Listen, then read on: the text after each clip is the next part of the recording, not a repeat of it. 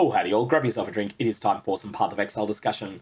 Groningen Games today released a follow-up on their post yesterday, which was a balanced manifesto discussing some of the changes being made to jewels, to ailment avoidance, and particularly to unique jewels. I wanted to go through their FAQ that they've posted today, as this should dispel some of the myths that are being spread online that this balanced manifesto is 100% nerfs. That said, whilst there are some considerable buffs here, there are going to be two build archetypes that are going to be losers here. One of them is going to be Ward Loop, and the other one is going to be attack-based builds that do their damage through damage over time. We'll get to that later. Can you give us some examples of the numbers on the ailment mitigation mods on jewels? We got these information before I recorded my video. This came out in the middle of the day yesterday after GGG made their original manifesto post, but before I recorded my video. So regular jewels can roll up to 35% reduced duration or reduced effect. Abyss jewels can roll up to 50% ailment avoidance. Now, the big winners here are going to be the unique belt, the Darkness Enthroned, which is going to be able to turn a 46% or better Abyss jewel into 80% elemental ailment avoidance for a single ailment. And then the Anointment, or even notable on the tree, Crystal Skin, which grants 20% chance to avoid ailments. So combine a Darkness Enthroned with at least a 46% roll Abyss jewel and Crystal Skin, which is already something that's reasonably good, and you've got yourself 100% avoidance for a specific ailment. And of course, you can do much better than this because that is assuming you are using a Magic Abyss jewel, and anyone that uses a Magic Abyss jewel in Darkness Enthroned is someone that is going to have a bad time. That Abyss jewel will have plenty of other mods on it, and at that point, you're starting to look at something pretty good. Will the new jewel modifiers or existing jewels have modifier tiers? The answer here is that the new mods will follow established precedent. Classic jewels will not have tiers, Abyss jewels will have tiers. Are you removing any corrupted implicit modifiers on jewels? This is something I wasn't sure of. The answer is no. Corrupted blood immunity is still going to be around. Is the corrupted mod pool getting a weighting change? No. Which unique jewels are being removed? This is still a work in progress. We have decided for certain malicious intent, brittle barrier, and unstable payload are going in the dustbin history. Lionized Fall and inspired learning are definitely staying, but the full list is going to be shared in the patch notes. I really hope that GGG get this right. One example that comes to mind of a unique jewel that's not currently meta, but that does do something legitimately useful, is Coated Shrapnel. That's the sort of thing I would like to see stick around.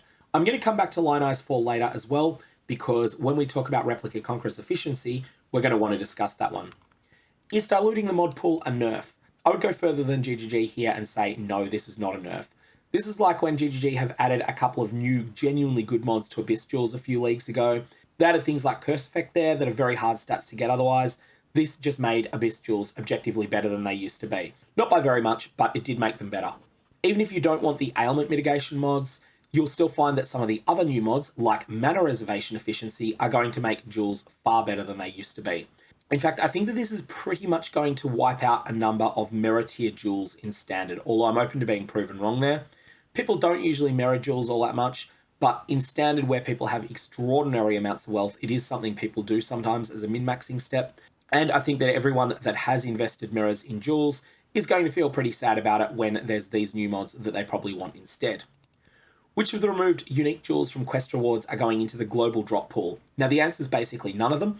Some specific stats from these jewels are being added to the regular jewel mod pool, such as Mana Reservation Efficiency. This is a huge deal. We don't have numbers on this. If it's 1%, it's still usable. If it's 2%, it's fairly good. If it's 3 or 4%, and 4% would match Conqueror's efficiency, then this is going to replace Life, Energy Shield, and Crit Multi-mods as the highest quality mods that are available on regular jewels. This doesn't mean that every single build is going to want it, but it's going to be a really powerful option.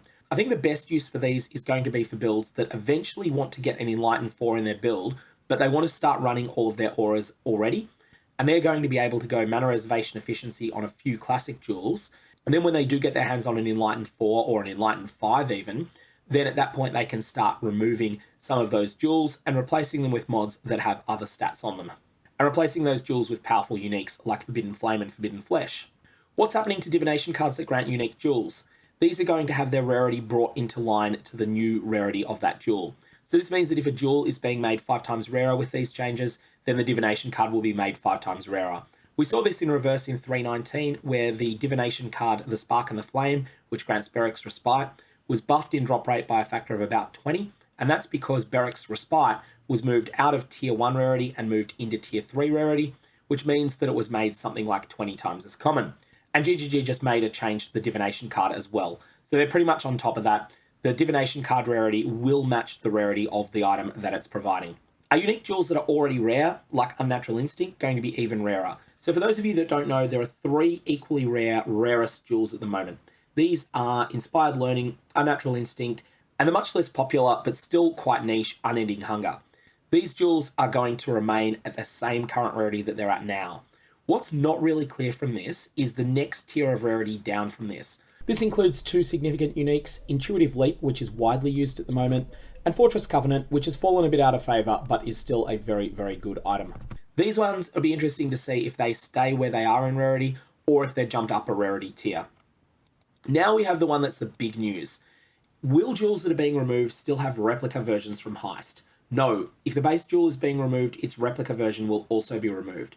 Remember at the start of the video, I was talking about how there were going to be some losers from this, and that attack-based builds that inflict damage over time through their attacks, so they're not trying to inflict a hit, they're trying to inflict damage over time.